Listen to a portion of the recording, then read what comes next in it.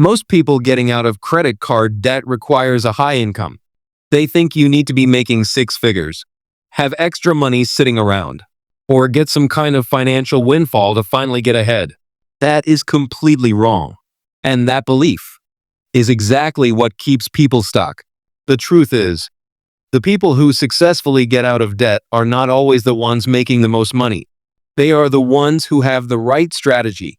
And in this video, I am going to give you that strategy, specifically designed for people who are working with a tight budget, living paycheck to paycheck, and still want to get out of credit card debt fast.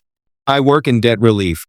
Every single day I talk to people who are drowning in credit card debt on modest incomes.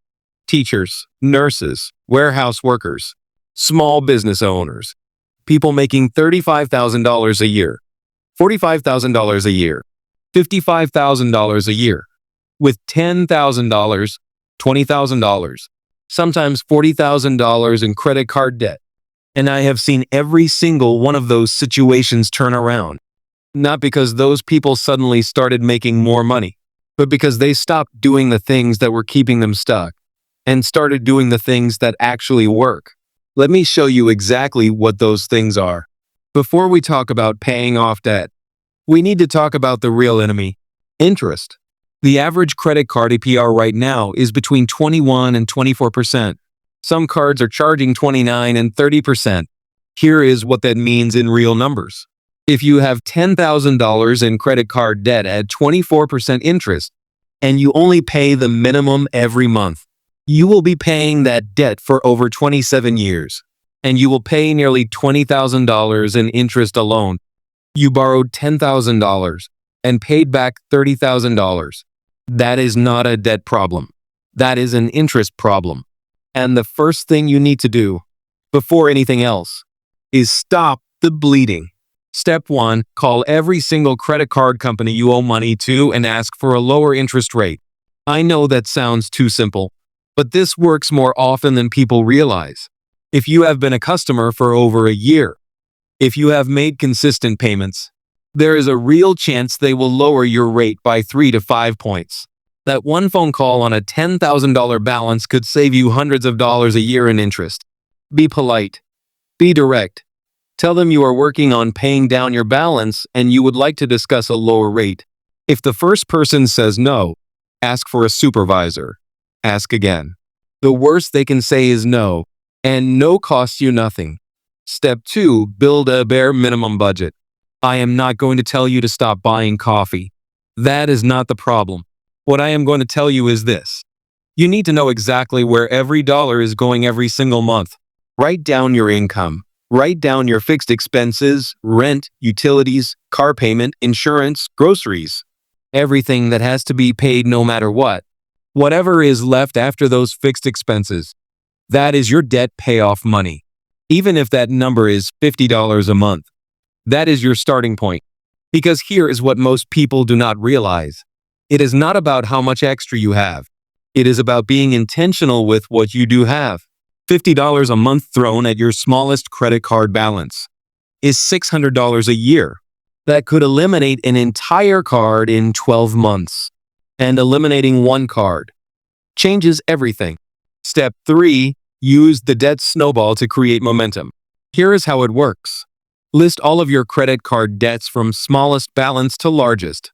Pay the minimum on every single one, except the smallest on that one.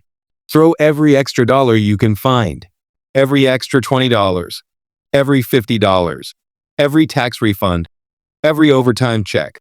All of it goes to that smallest balance until it is gone. Once that card is paid off, take everything you were paying on it and roll it into the next smallest balance. That is the snowball. The reason this works for people on low incomes is psychological. When you are already stretched thin financially, you need wins. You need to feel progress. Paying off that first card, even if it is only $500, feels like a victory. And that victory gives you the motivation to keep going. I have seen people on $35,000 a year incomes pay off $15,000 in credit card debt in under 3 years using this exact method. It works, but you have to start. Step 4. Find $200 a month you did not know you had. I know what you're thinking. I just told you I am broke. Where is this $200 coming from? Here is where most people find it.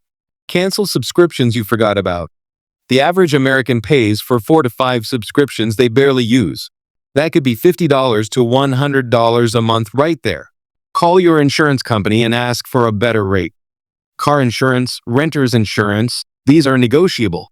Shopping around could save you $50 to $100 a month. Sell things you are not using. Old electronics, clothes, furniture. One weekend of selling on Facebook Marketplace could generate $200 to $500 in cash that goes straight to your debt. Pick up one extra shift or one side gig per month. DoorDash, Instacart, Uber. One extra shift a month at $15 an hour for 8 hours is $120. That goes straight to the debt. You do not need to find $200 all at once. Find $50 here. Find $30 there. It adds up faster than you think. Step 5. Consider a debt relief program if the minimum payments are too much. This is the option most people on low incomes do not know exists.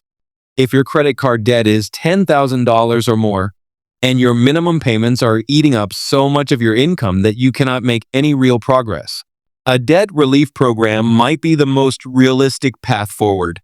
Here is how it works. A debt relief company negotiates directly with your creditors to settle your debt for less than you owe. We are talking 40 to 60 cents on the dollar in many cases. Instead of making multiple minimum payments to multiple credit card companies every month, you make one single affordable monthly payment into a dedicated account. Once enough is saved, the company negotiates a lump sum settlement with each creditor. For someone on a low income, this can cut the total amount owed in half and replace multiple unaffordable payments with one payment that actually fits their budget. Yes, your credit score will take a hit during the process, but if you are already behind, already missing payments, already getting collection calls, your credit score is not your biggest problem right now. Getting out of debt is. And once the debt is settled, you can start rebuilding your credit within 2 to 3 years. Most people who go through debt relief have their scores back in the 600s and climbing. Step 6. Protect your progress with a $500 emergency fund. This is the step most people skip, and it is the reason they end up right back in debt. Here's what happens. You work hard. You pay down a card. You feel great. Then your car breaks down, or you get a medical bill. And because you have no buffer, it goes straight back on the credit card. Before you aggressively attack your debt, set aside $500 in a separate savings account. Do not touch it unless it is a true emergency. $500 is not a lot, but it is enough to handle most small emergencies without going back into debt. Once your debt is paid off, grow that fund to 3 to 6 months of expenses, but start with $500. Just $500.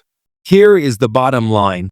Getting out of credit card debt on a low income is not easy, but it is absolutely possible.